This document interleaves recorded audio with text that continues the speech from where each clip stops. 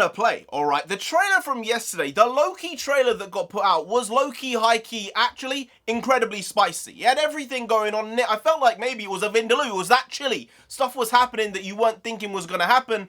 Disney might have actually single-handedly changed the face of entertainment forever. Not with Tom Hiddleston, I mean with their streaming service. It's very, very impressive. And guess what? We have another trailer here today. They just keep putting the stuff out and it's gonna be very, very exciting. I am very, very excited for this one. Hey, NarendraTheComic here. Right now we're just going to be reacting to, well, our first look, the first stuff being put out by Disney on the Falcon and the Winter Soldier, or as I like to call it, Captain America 2.0 and Captain America 3.0, because this is basically a Captain America show. So I like both these characters. I've liked them for many years. Very, very historically important characters in the comics, which is something I like. I like when they pull from the good stuff, the deep stuff, and maybe we might get some interesting storylines here. I know that Zemo is in this, and apparently he got some purple mask shenanigans going on.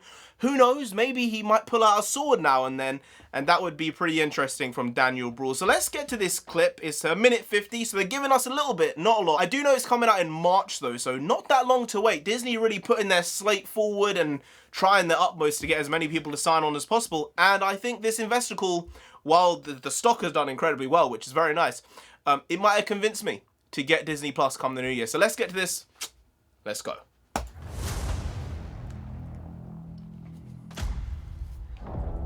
It's like a memoriam, maybe? That shield is complicated. Oh, maybe they're deciding who gets to have the shield, even though Cap basically gave it to Falcon. The world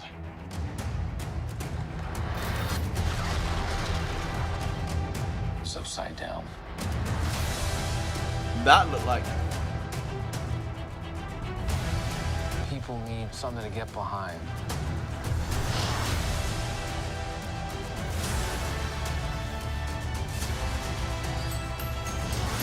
They need the symbol.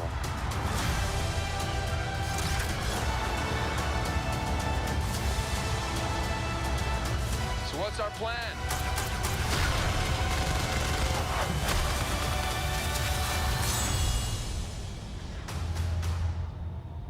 So no plan.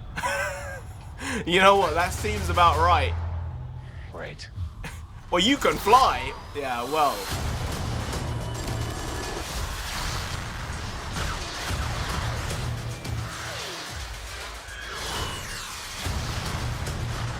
Wow, they have spent a lot.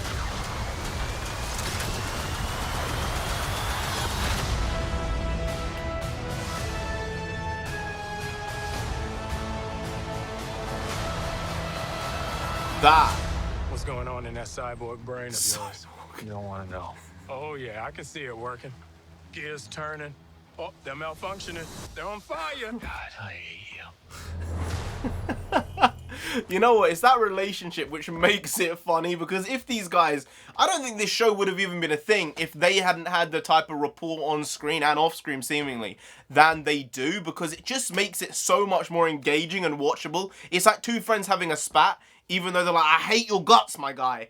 But it's like, you love me though, don't you? So actually a couple of things in here. To start with, I guess, we might as well go with the action, because it completely took over the trailer in that last 30 seconds. Mad shots, crazy CGI.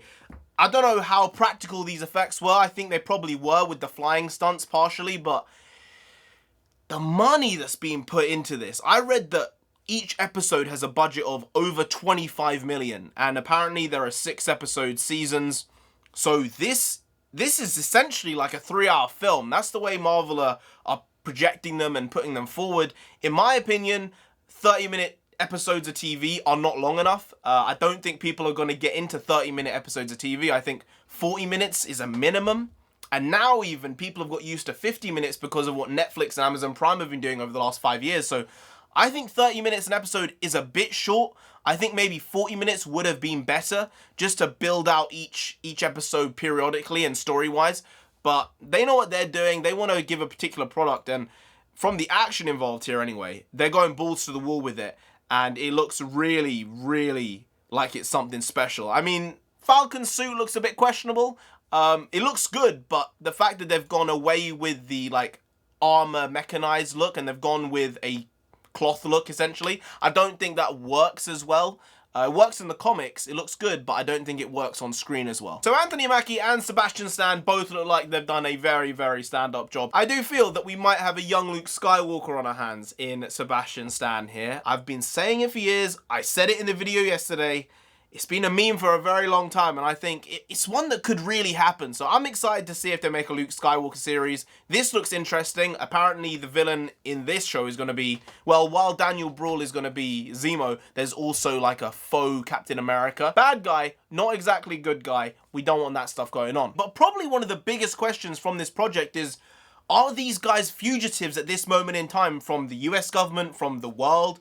Or are they openly allowed to be superheroes now? After what's gone on over the past couple of years with Endgame, Infinity War, and Age of Ultron, Civil War, are they in the place where they have good standing, or are they basically being covert and not being allowed to be seen and doing operations and sting missions which are unknown to anyone, essentially? So that's going to be something that's going to be bled through the season. I think they're probably more accepted, but not in the same way they were in Avengers Age of Ultron as heroes overall in the universe. So it's going to be a journey, and I think it's going to be one which will impact the rest of the MCU, which is a really, really good thing to see. As I said yesterday, there's been a disconnect from the TV shows in the MCU and the films. The Netflix shows never really had much of a place in the MCU overall. Agents of S.H.I.E.L.D. didn't have much either, but it does seem like that might be changing, and it's a good thing for overall storytelling, interconnectivity. I suppose in some ways it can be a problem because some people won't watch all the products, but I know I will, for Marvel specifically.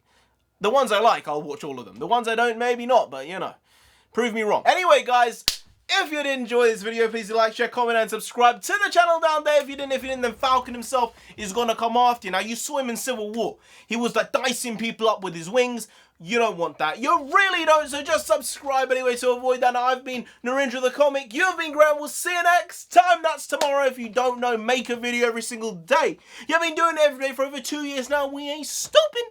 What's that? We ain't stopping till we get 10,000 subscribers. So do subscribe. Pop back again tomorrow for some more quality shitty content. So hashtag never not here. Just how it goes. If you don't know, we also bring the bakwas. I'm sure you already know that by now. But bakwas means nonsense in Punjabi. And that's kind of what we do on a daily basis. It's like part of the rubric. It's part of the system. It's part of the quick maths. That is bakwas plus nonsense equals this channel, NarendraTheComic, and Nonsensei, who isn't here. But you'll get to that eventually if you don't know Nonsensei. Nonsensei is a big one. See you tomorrow, more bakwas, more nonsense then. See you then. Skadoosh.